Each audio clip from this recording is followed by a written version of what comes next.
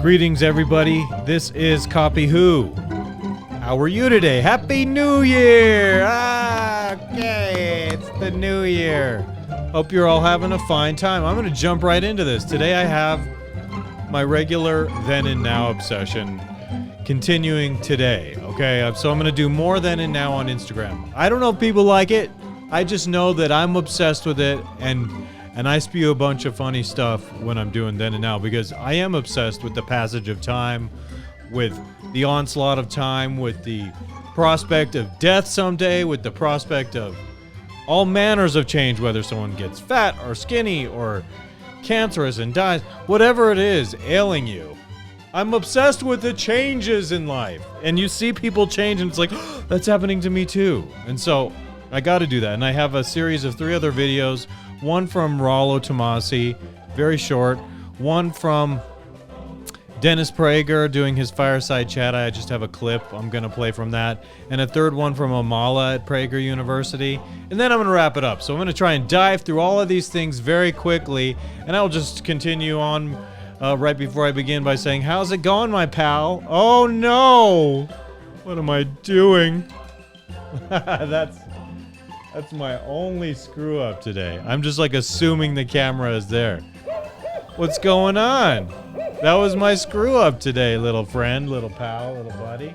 Oh, I'm so particular about that, right? That could have gone off perfectly, but it was my fault. Forgive me. I will try. I was like all patting myself on the back because I had all the shit dialed in here. And I was like, yeah, this one's going to go down perfect. And there was that one thing I forgot. I was paying close attention to all the different things I have to turn on to get everything fired up to get ready to go. I turned the screensaver off on this, so if you watched the last video, and if you saw it go off during South Park, and I was like, I sinned. I said God's name in vain, and I feel bad about that. So forgive me, Lord, that was an honest mistake, and I'm not joking. I shouldn't do that. But I was upset, and I just kind of blurted out sometimes. But I'm not as bad as when I was younger, but I'm trying to do better. Honestly, I'm trying to do better. I turned off the screensaver on that thing. That will not happen again. Even if this thing gets burned in, it's not going to happen again. The power might go off. Whatever happens, I don't know. But, I don't know. My little friend, I'm just going to get going. Do you mind? Yeah, I know. You're pissed off I didn't put the camera on you. You're right. I'm pissed off too. Do you understand? It's not easy for me, a perfectionist, to make that kind of mistake, my little friend. Okay? But for you, someday I might get my own another phone exclusively for that purpose, and it'll never leave that spot right there. It will just connect, and it's all for you, my friend. Okay, but I want to not procrastinate on you that much. I want to get to what I'm doing today, and that is I will begin by showing you the money shot. Da, da, da, da, da, da, da. I should have a sound effect where I cut to that and it goes like bring. You know what I mean? Why not? Hey, that's an idea right there. I still have some pads empty here, and it would be like ring. And I like that idea. I've just made a note of it, and so I'm going to come over here. I'm going to open this Safari window up, bring it over here, and bring over my Messenger where I usually do my little workflow here, okay? I don't know why that little live program window comes up, but I will leave it out there, and hopefully that won't move. Are we ready to go, my friend? I think we are, right? Yes, indeed we are. Whoops. Ring. Okay, money shot. Here we go. I'm going to start with all the then and nows that I have. I'm a very opinionated guy, and this was the first one I picked out today.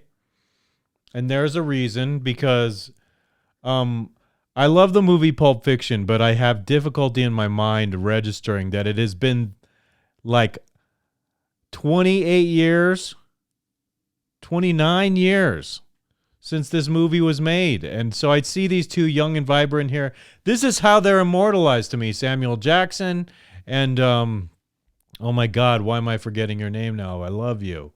What's your name? I'm looking over here for the name to be listed. Okay. You know what I'm going to do? Since I goofed, I'm going to look it up and see what her name is. So I'm going to say Pulp Fiction cast. And it's going to show me right away up there. Uma Thurman, of course, Uma Thurman. Yes, love her. And she's looking decent here. So, but it does illustrate the passage of time here, how much they've changed. I love both of these people because they brought a lot of joy to my life through cinema.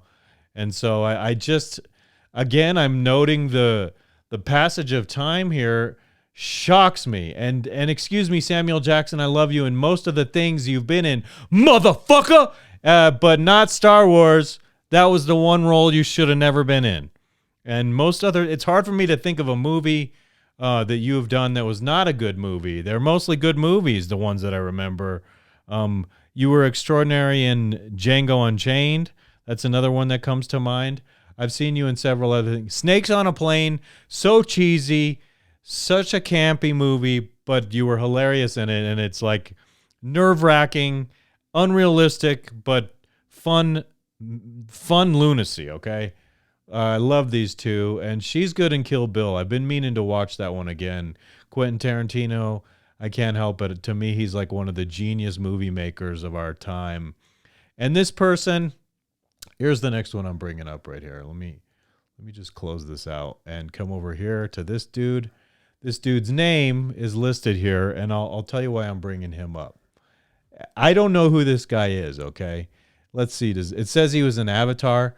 I don't know. I can't confirm that. All I know is, what's his name here? Britton Dalton. Then and Now. Britton? Your name is Britton? Really? Okay, so guess what I have to say about him. Then and Now. Okay, not much time has passed. See more of your jawline here. You want to be careful of that bloat there, man. Your skin doesn't look as good over here. You don't look as healthy. And you know what else? The first thing I observed, I'm the kind of guy, I drive people crazy because I'm like, so-and-so looks like so-and-so. And I always feel that way. You know who you look like here? Before I blurt it out, I want to ask the audience, who do you think he looks like in today's day and age? Very much a man in the news. Elon Musk, owner and CEO of Tesla, and Twitter, man of controversy. Now, that's who you look like here. And that's all I wanted to say. I'm going to keep that one short. But you look like the dude from Tesla. And what's the name of the space company that he started? SpaceX. You look like Tesla. Or you look like not Tesla. You look like Elon Musk, dude. And that's not deliberate. It's purely coincidental. Look at these others down here. Do we see any others that I want to look at really quick? That Then and Nows. Looked at that one the other day. You're like, oh, that's too easy, Paul. You're copping out. No, I'm really into this stuff. And this one I had to grab because I have often thought, oh, how cool Lenny Kravitz is. And so here's a then and now of Lenny Kravitz, okay? A lot more age on the guy since he was young, of course. He looks very different. What I don't like here is all the ornaments on the neck and stuff. But the man himself looks cool. And you also, Lenny, you need to get rid of this eye makeup here. Okay, I realize you're a rock star. You can get away with a lot of stuff. I like that you keep the nose ring. That looks cool on you. Did you actually put like a little stud on the other side of your nose? Is that what that is? Can't really tell, dude. But you're looking cool. I've always thought this guy looks cool. He's a pretty good songwriter. They're simple songs, but I enjoy his songwriting. I will move on from you because I want to just get through this video. Keep it short and sweet today, okay? People don't like my passion. That's too freaking bad. I don't think I talked about this one the other day, but I saw this and I was like, oh, yeah. So this is the young cast of E.T., the three kids, okay? Drew Barrymore. Don't remember his name, but I've seen him in a lot of stuff, and I don't remember his name. But so I see them all here as children, and of course, I was like a small kid. We're all about the same age range. Generation X, baby. And so he was also in a movie called Cloak and Dagger. That was very good when I was little. I loved that. And so now let's go to the then and now, okay? Okay, so Drew Barrymore still has a lot of pretty in her looks, okay? She looks like if she has had work done, she's been very moderate about it because she looks very natural to me. She hasn't done anything dramatic or drastic, and I like that. I'm astonished by her life story because she was very into drugs as a little kid. She had a period of serious addiction, and she somehow managed to get over it. And as a little kid, and she's maintained a life of sobriety for the most part. I think she fell off and started drinking once, but she got back on track, and I really admire that about her. This fella here, the cute little dude who played Elliot, and was in the movie, the other movie I was just telling you about, Cloak and Dagger. He's not looking so good. You're not weathering. Look, what's up with your neck, dude? I don't know what's up with your neck. I have these gnarly mean things to say, but I won't. I like you. I've seen you in other things I've liked you, and I can't think of the name of them now. It's just those two movies, E.T. and Cloak and Dagger. You, dude, I don't think you were in anything else. The brother here, the big brother. You look cool, but in my opinion, you should drop some weight. Get that jawline back. That's what real men do. They get their jawline back. You don't bloat. You don't eat salt. Okay, I'm getting out of hand. I'm getting way out of hand. I am going to speak a little seriously on the videos subsequent, but I still feel like being silly. It's my outlet. That's what I do. I'm silly. And if you don't like it, scram. But if you do like it, I would appreciate your subscription. And I would appreciate it if you like this video too. I've been meaning to get the button up there so people can just subscribe while they're watching, but I have not gotten around to that. But hello, all you people. Drew Barrymore, very impressed with you. Big brother, looking good. Got to drop 15 pounds, 10 to 15 pounds to reveal that jawline. Guy on the left, it looks like you're going down the toilet. Unfortunately, Lady Time is not kind to us all. I amuse myself way too much, probably way more than others. It's like, dude, wow, you're annoying. And I'm like, I prefer to call it idiosyncratic. You call it what you want. I'm idiosyncratic. Especially with that effect. Okay, another one here. I have two more, Then and Now, and this one trips me out because I love Ted Danson. Dude, you've given me a lot of laughs, especially as Tony Banta right here in Taxi. Over here in 1992, you were probably on Who's the Boss as Tony Maselli. Love you, man. You're amusing. I actually read a book by you, the one where you became a teacher for a semester or a school year, one of those. I can't remember how long it was. I enjoyed that, and it's like 2002, not bad. 2012, not bad. And then up here, it's like 2022. I'm starting to see Father Time catch up with you. What's going on? I just answered my own question. It's time. It's time catching up to you. I'm just realizing that putting my phone next to that audio cord is going to cause a sound. And when I'm listening back, I want to pay attention to see if I hear that crickly crackly in there or not. It may just be hitting the board. We'll see. I'm going to learn. And it's a bummer because that's my close-up on you, my little friend. Wouldn't that piss you off if the phone were causing a noise and I had to move and you didn't get your close-up? Me too. Okay. Back to what we were doing. Schwa. Tony Danza, I love you, brother. I like you so much. I'm so grateful for the laughs. And as the pseudo-fake Hollywood fictional father of a young Melissa Milano, I would like to know if it would have been all right with you if I dated her. I'd have gone bananas if I wound up dating her because we don't have the same values. But I had such a crush on her when I was little. And since we're talking about Alyssa Milano, I want to do a Then and Now on Alyssa Milano, okay? Then and Now, okay? This is what I love doing, Then and Now. Obsessed with the Then and Now. Okay. My God.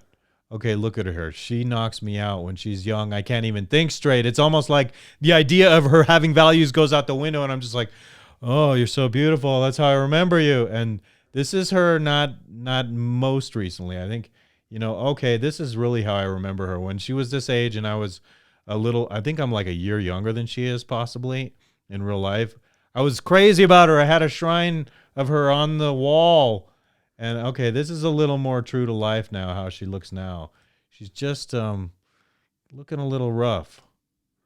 And time does that, okay? And you're doing something to your face. Look, you're Alyssa Milano. You should have never done anything. I can see that you're doing something, and you should have maintained the perfection. What is that you're doing? Is it Botox? Something in the lips, too? Look! Shares makeup-free selfie on her birthday as she speaks about being grateful. You should have been grateful for your natural looks. I know I can come off kind of cruel when I say these things, but... And you know what bugs me about Then and Now? So I see her as a little girl there. I think she's so sweet. And I see little kids and I see the picture of innocence. And then it's older and it's like, bleh! You lost it all. Not all of it, probably. On some levels, I still think you're a good person, even though our values have diverged drastically. What have you done? All right. Wait a minute. What's that? This is sitting at home. What are you talking about? Losing hair or something? Losing her hair. See, that's the stuff you don't put online. This picture is immortalized, and that's how I see you. Look, you look amazing here on the left. Then and now. Before COVID, after COVID. But she is a beauty. Really, she's changed a lot, though. And I sound pretty cruel and cold and harsh, but it's happening to all of us. It's going to catch up to all of us. We all get dealt the cards along the way. But she was just so extraordinary when she was young. And, like, how could you not crush on that as a man and lose your mind and not be able to think straight and reveal your own beta-ness like I do when I'm like, oh, my God, I would just, like, stick my head underneath a car wheel for her and let them drive over my head with the car in order to be with her. And then I'm like, wait a minute, I'm an idiot. I know, it's too much. I'm in the habit of being just a total jackass on this thing. But I am going to infuse the serious here in a little bit. Okay, Dolph. The reason I picked this one, I don't know that I'm saving the best for last. Oh, we should do a Sylvester Stallone then and now. My God. So Dolph, he's of interest to me right now because last week or so I bought Rocky IV when he was Ivan Drago. And I was watching that old propaganda film, Rocky IV, when he's the Russian who Rocky Balboa is fighting, of course, Sylvester Stallone. And he was hilarious in it because he just, when he says his name, he goes, Draga. And it's really dramatic, and I wish I had a clip of that right now to show you, but I don't. And I'd be breaking copyright to show you. So you know what I am going to do? Since he came up, and I talked about Rocky, we're going to say, Sylvester Stallone, then and now. Here we go. Yes, I'm obsessed with the then and now. Okay, this is not a recent pick, okay? I would guess this is like 10 years ago or something. And he has maintained his physique extremely well for an old dude, but he has gone a little Botox crazy. Here's one that's a little more accurate for now, but I just saw him on this new show he's on, which I didn't like. He's playing a mobster who goes out to Iowa or something. I don't know. So here's the young man here. Cool looking Italian. Dude, you're another guy who I think has done some work, and I want to say, don't do that. You had the natural looks. You could have aged gracefully. My dad is like the same age as you, and he looks better because he hasn't done anything, and he looks a million times more cool Italian.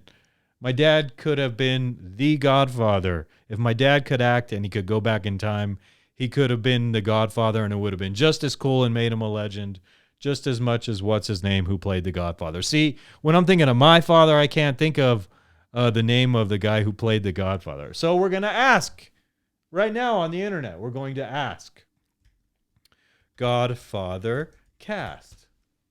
And we're going to see where it is. No, not James Caan, not Robert De Niro. Excuse me. Where the hell is he? I'm sorry. I don't see the most important character. Oh, Marlon Brando. He's the second one, of course. They have a young picture of him. I was looking for him like in his role. I just happen to think my dad looks cooler than he does as an elder Italian statesman. So yeah, Sylvester Stallone, you've done a little too much. Not looking good in certain spots. You've kept up your body weight well, and I like how you keep working out. That's cool. I hope I can get old and keep up with vigorous workouts. When I pray every day, honestly, one of the things I say is I'm grateful to be able to get up every morning and do these vigorous workouts. That's a true story. Let's see. Where are we now? We are beyond. We are moving on, my friends. What are we moving on to? We're moving on to the videos that I want to talk about. And which one do I want to discuss first? Okay. I will actually discuss the one with Amala first. I dig this chick, and I want to hear what she has to say right now in front of you, for all of you, and I want to... You're always identifying the problem with the world as being something that some other person...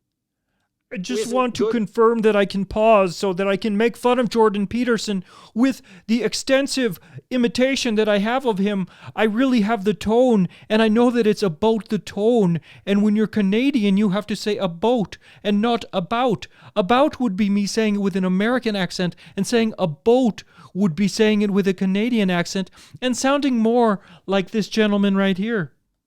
Like you is doing. And then what we do is we present young people with the notion that if you really care about the world, there's nothing more honorable that you could possibly do than to become an activist. And I really kind of think that in some sense, there is almost no lower calling than activist. Yes. I would agree with you. It's within our nature, especially as young people, to get obsessed with this idea of radical I have transformation. I have some ideas about what I want to say about this for sure.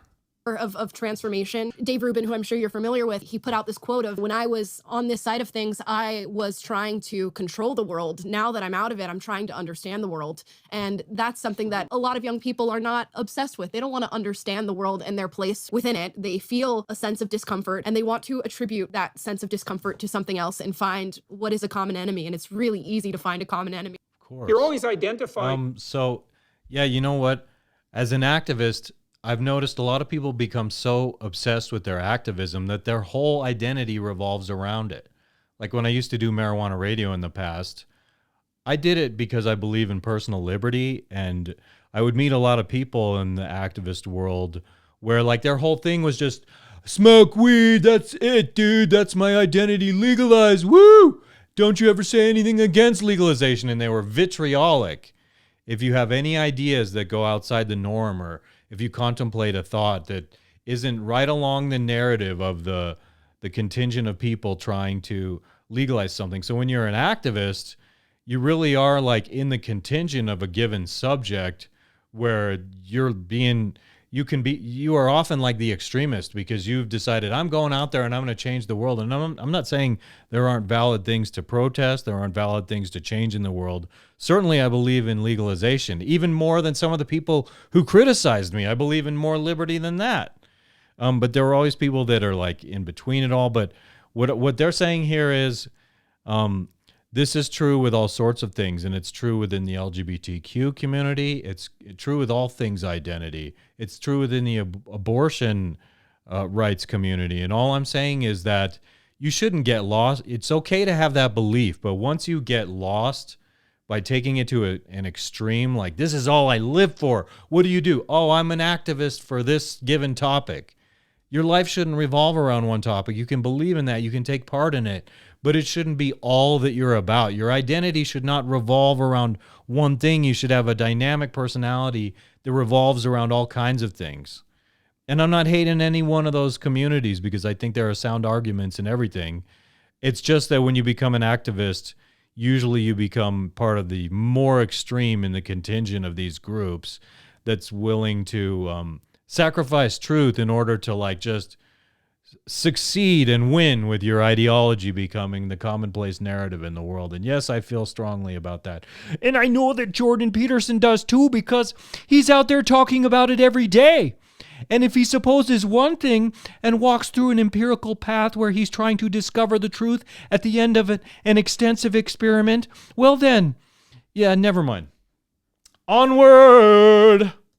I know I can be intense, but I really think like part of this is performance art, and I get a high going, and I just like to flow and let it all spout out of me. And so that sounds a little gross. Spout out. I don't have a sound effect for that, but I want to say spout out. Should be crash out, but that's spout out. All right then. Next on my list is Rollo Tomassi. This is a very good clip.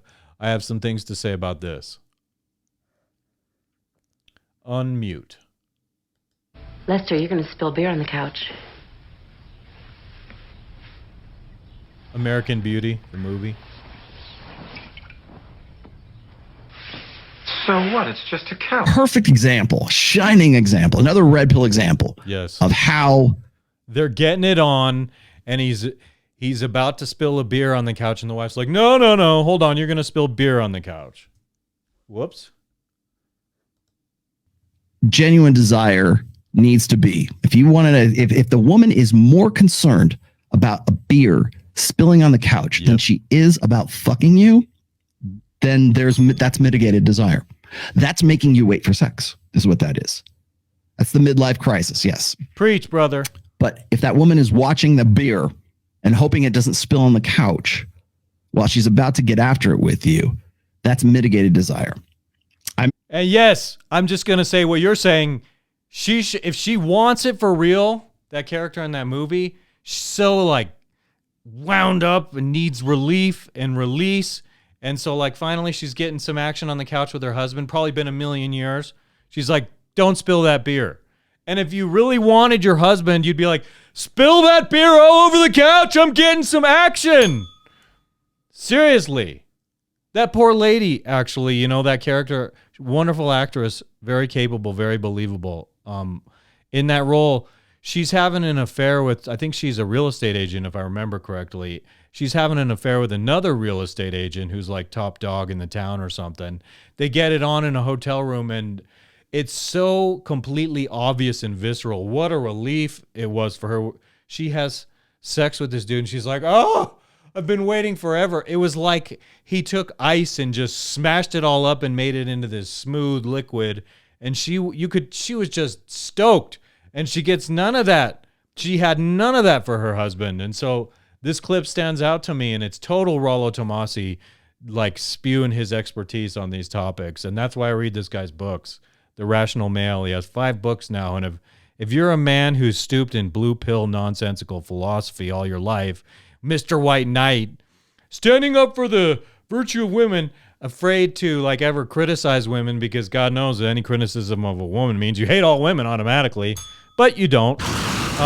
You should read these books because they will open your mind up a little bit. Even though they make you a little cynical, they still liberate you from that weight you feel from the power of the femperative in modern contemporary society. You know, it's funny. I think it was the first show we did, like me and Mike Sartain on Access Vegas. I was trying to explain to the ladies at the table. I was trying to say, you know, here's the difference between like mitigated desire and obligated desire. And one of my more famous, iron rules of Tomassi, number 3 is anytime a woman makes you wait for sex, the sex is never worth the wait. Right. That scene, perfect example of that. Absolutely perfect example of that. I've lived that in my life. I've so lived that in my life with certain girlfriends. Desire is mitigated by a beer that may or may not spill on the couch, rather than being 100% focused on the guy that she wants to have sex with. That's what I'm talking about.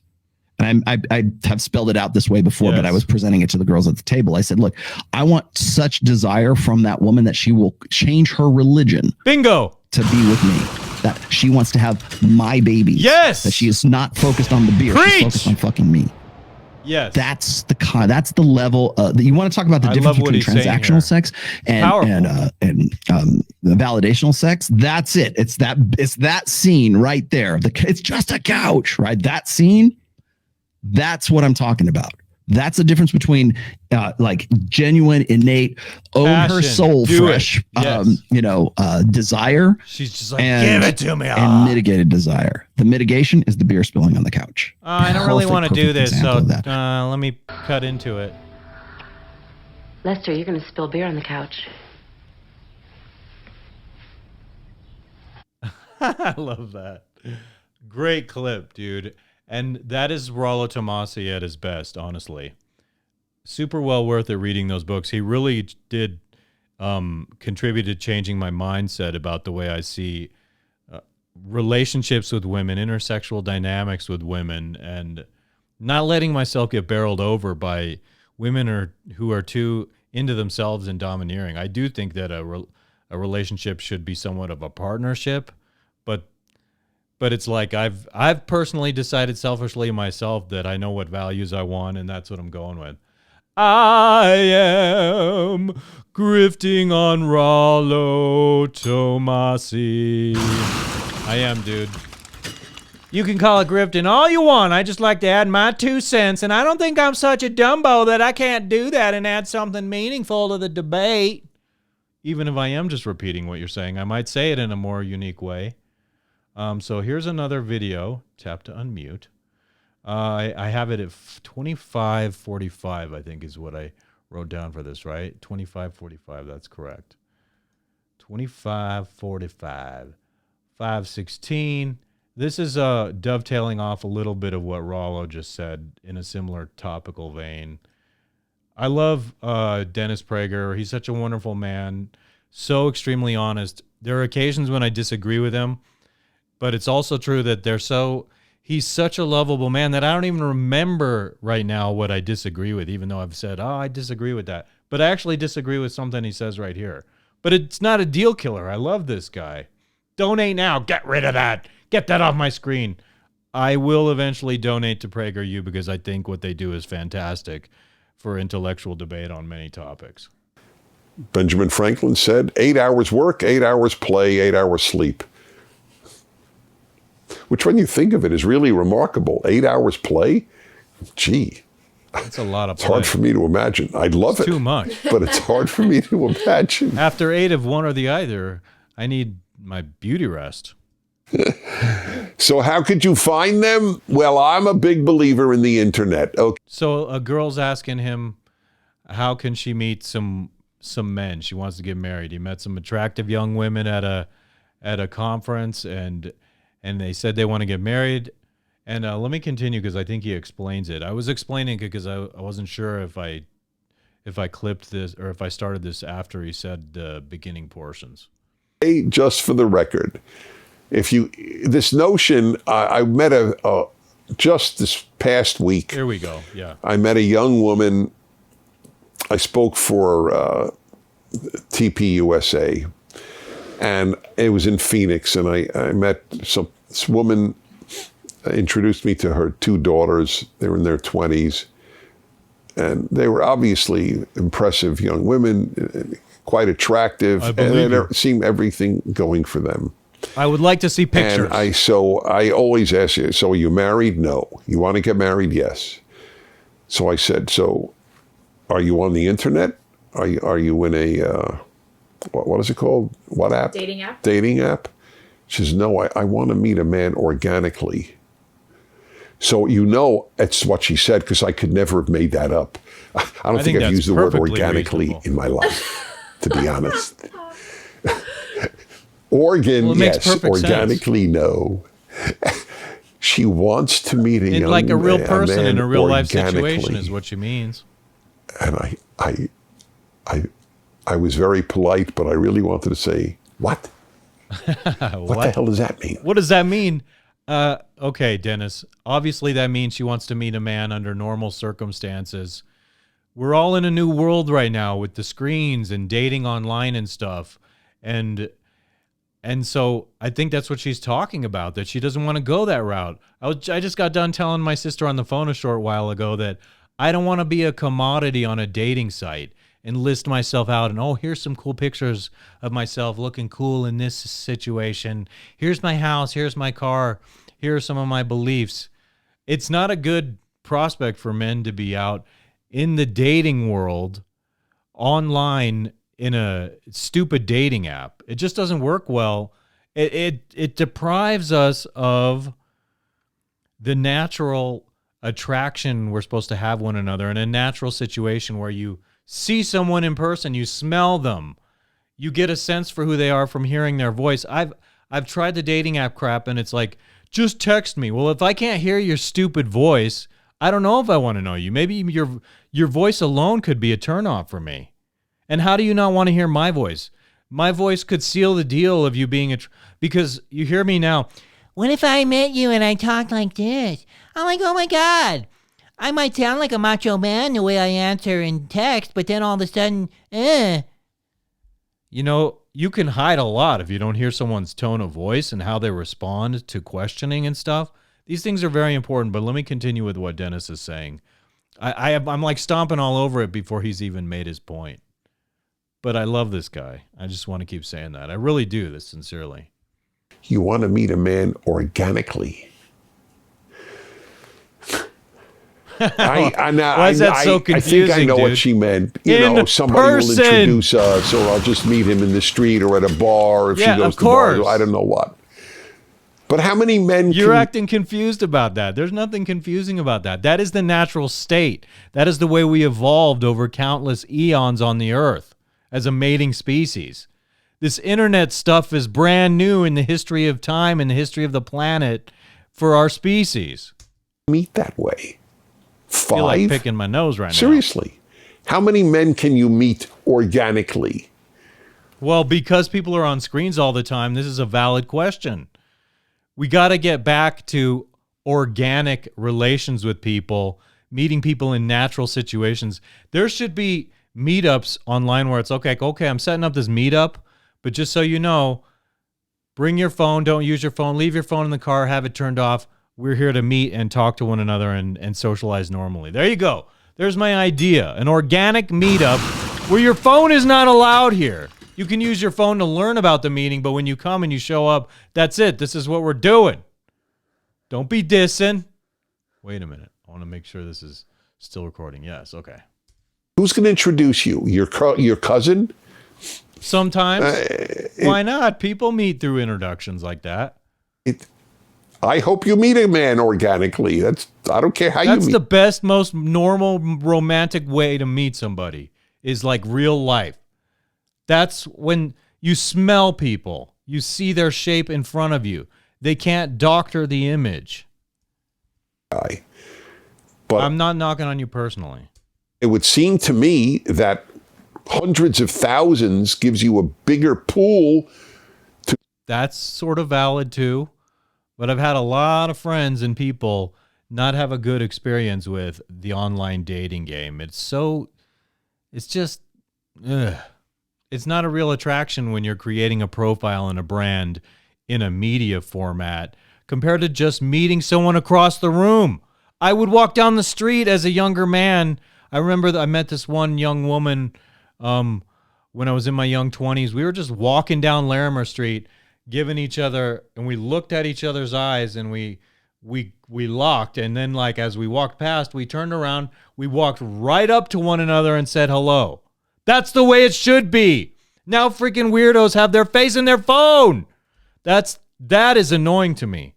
That I can't stand about existence, especially when you're someone who wants to date people or meet people or know people. They're so entranced with their phone. Let's talk about that. Dovetail into that topic, how people are always on their phones, and it diminishes the quality of social relationships that people have in life. Women, more fish to try to catch than organically does. Now, look, I know women tell me their experiences on dating apps, and I tell you sometimes I'm embarrassed to be a man. I fully acknowledge it. Okay. But a lot of terrific couples have met inorganically. I'm sure it happens. It's still possible if you meet up with someone. And I can't remember if you made this point already. When I listened to this initially, you basically said one of the good things is you can state certain beliefs and values that you have, and you can get those right out of the way. So if those disqualify you, that's effective. That's efficient, actually. You learn, okay, I don't want to date that person because they don't have the same religious beliefs or political beliefs with what this topic or that topic. Maybe they want to have someone loves this particular music, heavy metal, and I know I want to date a chick who loves metal or all music or classical music or all of it or whatever. You get a surface taste of someone, but really, these types of things are nothing. If you have an organic attraction to someone, that can very much supersede a lot of differences in life because it's the natural attraction. Via a dating app. So that's what I would recommend. And obviously, and what you do is you make clear your values so that you eliminate wasted time. That's what I was just saying before you said it.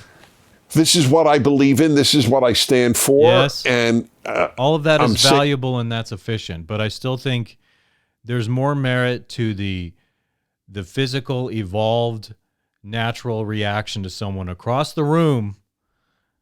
And that will, from evolution, supersede these differences that are political and contrived in social settings and for political reasons, ideological reasons, sometimes you can fall in love with someone and the differences like that will fall away instead of just, oh, click through this person. I wonder how many good matches people have just clicked through, especially women, the way the dynamic works online with social media and dating apps and stuff like that. So that